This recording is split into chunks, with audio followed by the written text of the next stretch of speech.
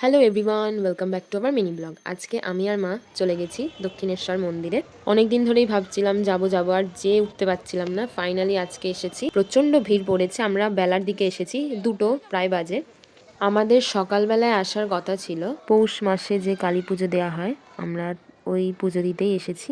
দেখো, কথা বলতে বলতে স্কাইওয়াক পেরিয়ে আমরা মূল মন্দিরে প্রবেশ করলাম। মন্দিরে দেখো প্রচণ্ড ভিড়, চারিদিকে লোকে লোক। আর চারিদিকটা দেখো কি সুন্দর লাগছে। রোদ উঠেছে বলে আরো ভালো লাগছে। সংক্রান্তি না, আর যেহেতু বিবেকানন্দর জন্মদিন ছিল, তাই এই পোর্শনে খুব সুন্দরভাবে ফুল দিয়ে সাজানো হয়েছে। দেন আমরা ডালা আর্কেটের দিকে চলে যাই পুজোর ডালা কিনতে।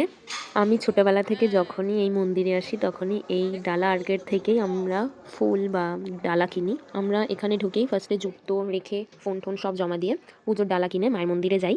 লাইন পড়েছে পুরো ব্রিজের ওখানে। তাড়াতাড়ি লাইন দিয়ে আমরা পুজো দিয়ে নিলাম। মাকে খুব সুন্দর লাগছিল।